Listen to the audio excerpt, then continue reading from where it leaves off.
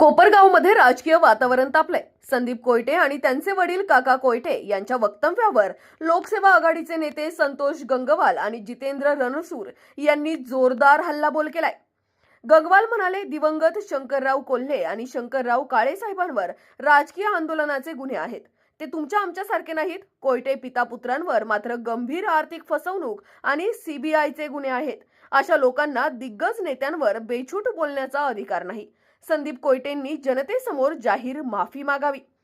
जितेंद्र रणशूर यांनी काका कोयटेंवर सणसणीत टीका करत म्हटलं, 25 वर्षे सामाजिक न्यायाच्या लढ्यात दिसले नाहीत, पण निवडणुका येताच बाबासाहेबांचं नाव घेऊन दिखावा करतात.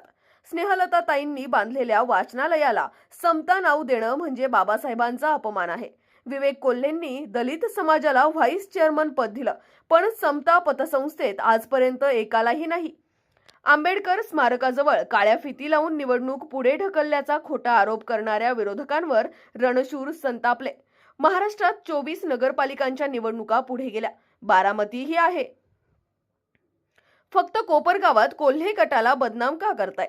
न्यायालयाच्या आदेशाचा अपमान करणं म्हणजे संविधानाचा अपमान आहे. कोयटे पिता पुत्रांनी जनतेची माफी मागावी, अन्यथा कार्यकर्ते रस्त्यावर उतरतील, असा इशारा लोकसेवा आघाडीने दिलाय. कोपरगावकर आता कोणाला साथ देणार येत्या काळातच स्पष्ट होईल. राष्ट्र सह्याद्री न्यूज साठी प्रतिनिधी सिद्धार्थ मेहरखांब, कोपरगाव. ते वेगळी प्रेम दाखवत आहे बाबासाहेबांबद्दल.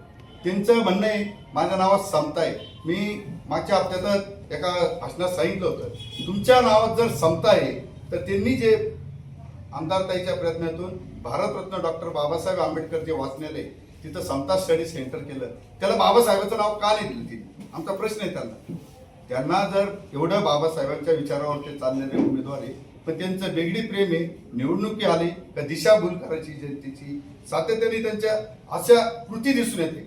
24 वर्षात ते कुठेही दिसले नाही. म्हणजे बाबासाहेब आंबेडकर स्मारकात दिसले नाही.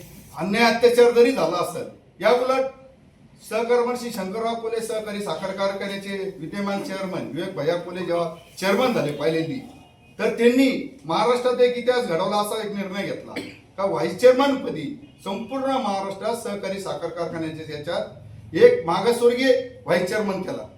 आमचे माननीय रमेशरावजी घोडेराव साहेब यांना दलित समाजातल्या व्यक्तीला त्यांनी व्हाईस चेअरमन पदाचा बहुमान दिला. या उलट समतापद संस्थेत जर काकांना बाबासाहेबांच्या विचारावर त्यांच्या समतेबद्दल एवढं प्रेम होतं तर त्यांनी व्हाईस चेअरमन सुद्धा दिलेलं नाही अद्यापर्यंत. काकासाहेब कोयटेंनी त्यांचं वेगळी प्रेम आहे, त्यांचं नाव समता आहे, पण वागण्यात पूर्णतः विषमता आहे काकासाहेब कोयटेंची.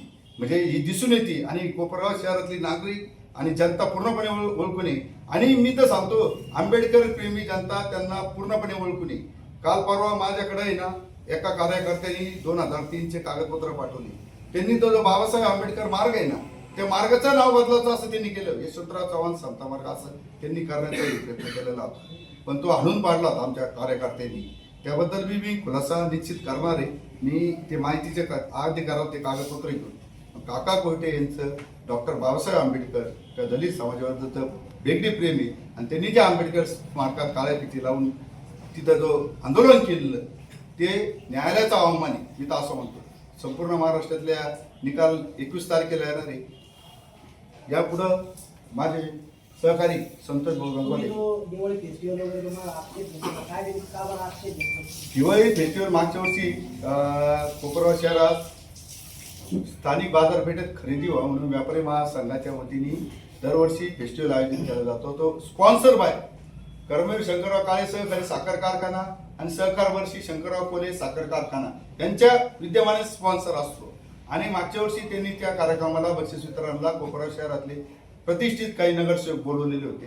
तो कार्यक्रमाचे फोटो पाहिल्यानंतर मी त्यांच्या एका संचालकाला प्रश्न केला का, म्हटलं तुम्ही इथं बोलवताना एक पण दलित नाही बोलवला, एक पण अल्पसंख्याक नाही बोलवला, आणि दलित किंवा अल्पसंख्याक इथं खरेदी करीत नाही का? ते तर ऑनलाईन करीत नाही.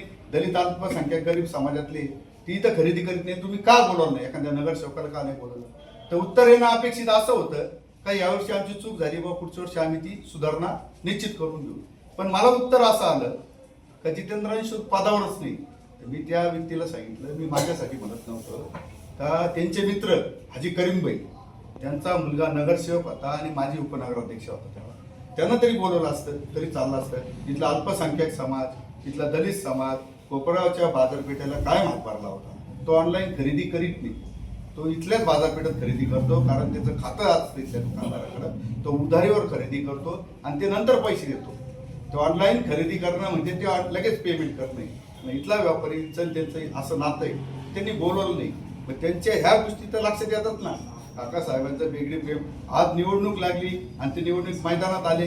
आज ते बाबासाहेब करतील, बाबासाहेब आंबेडकरांचे विचार सांगतील, पण त्यांची समता म्हणजे फक्त नावच समता आहे, पण कृतीची क्षमता.